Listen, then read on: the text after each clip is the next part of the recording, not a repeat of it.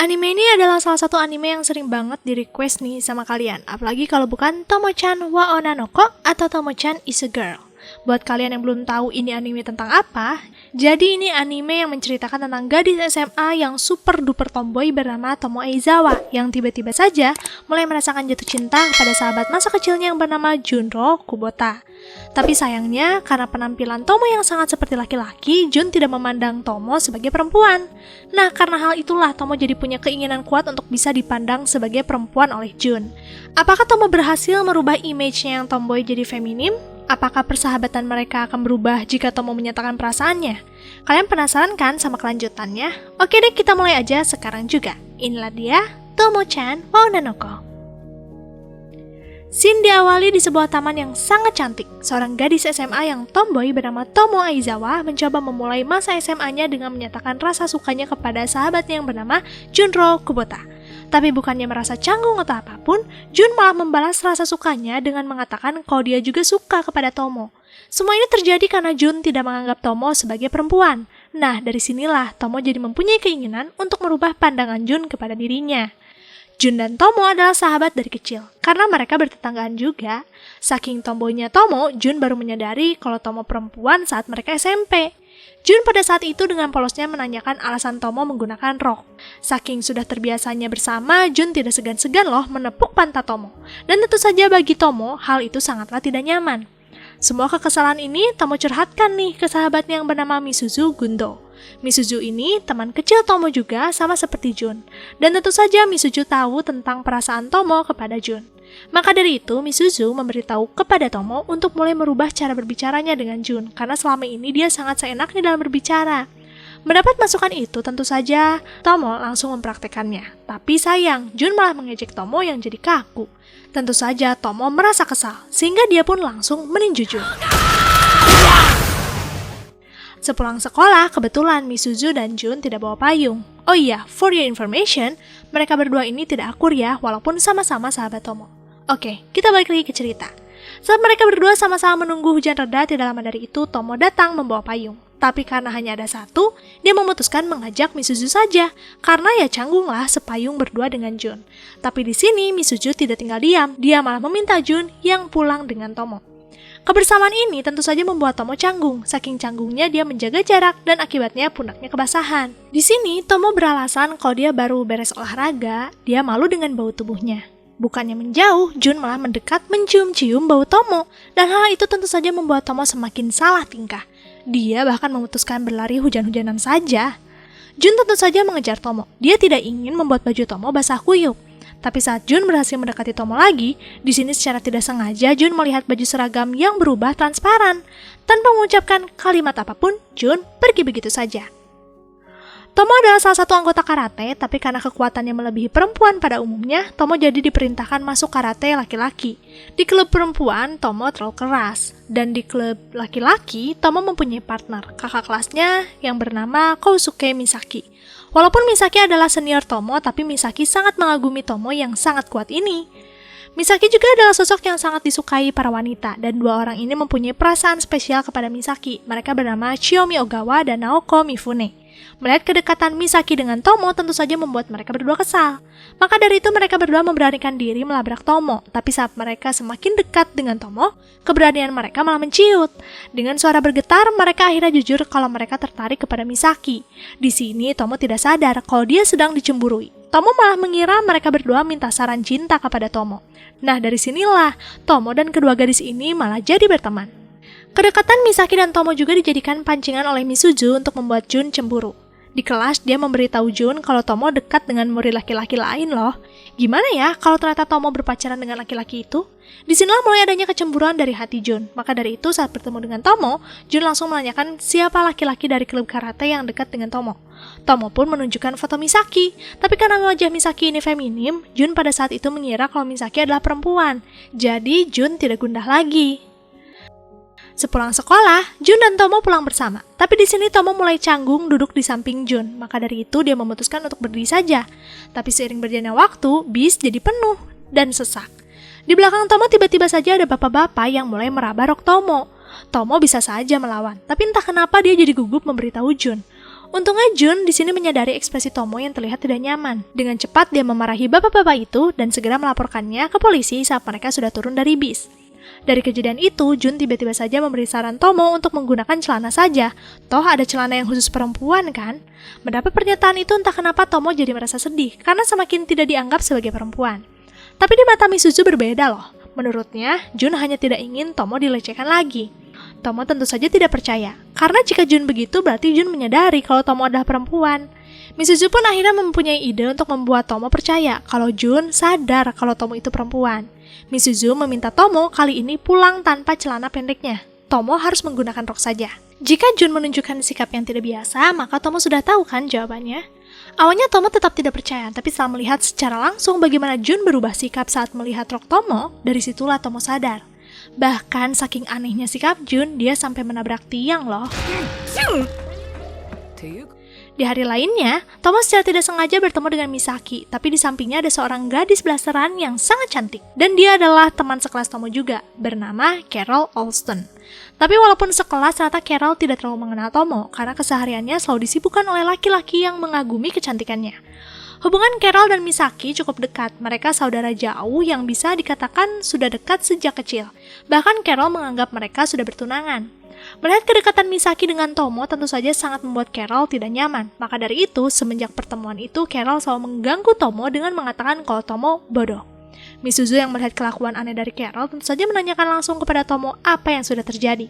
Tomo pun menceritakan tentang pertemuannya dengan Misaki dan Carol.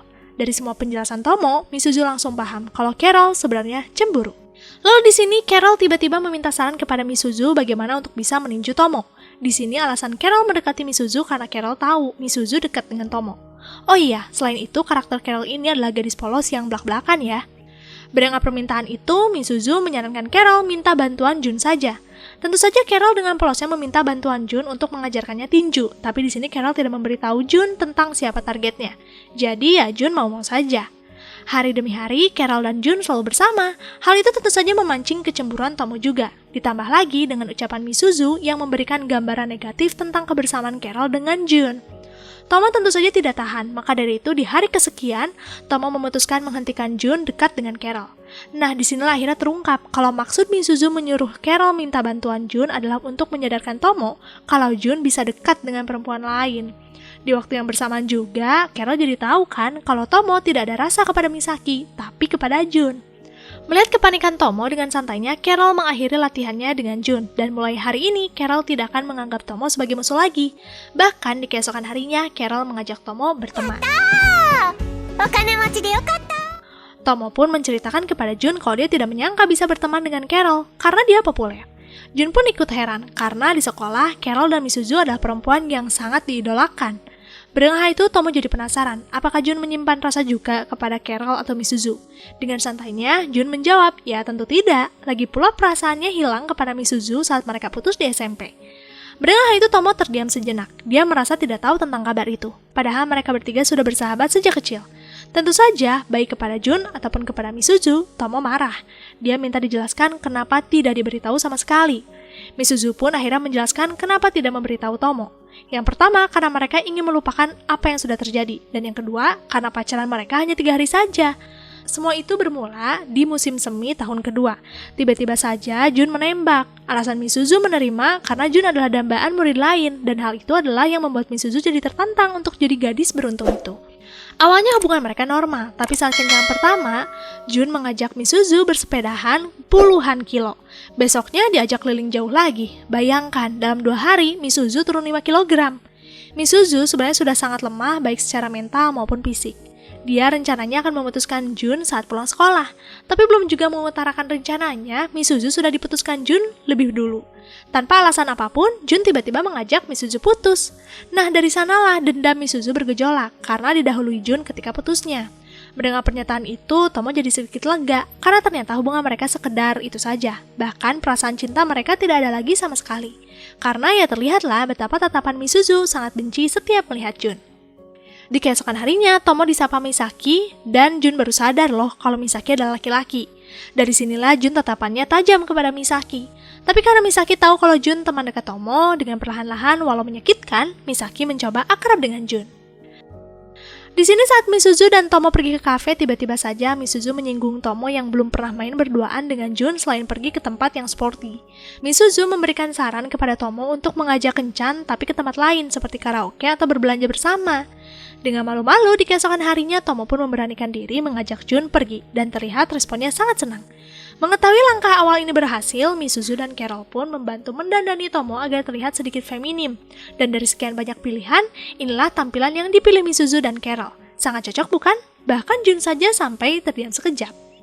Mereka berdua pun mulai berkencan, tapi bisa dikatakan 80%-nya adalah kegiatan sporty yang biasa mereka lakukan. Tomo awalnya merasa gagal, tapi akhirnya Tomo memaksakan diri mengajak Jun karaoke, dan terlihat Jun mau-mau saja. Tomo sebenarnya tidak nyaman di tempat sempit berduaan.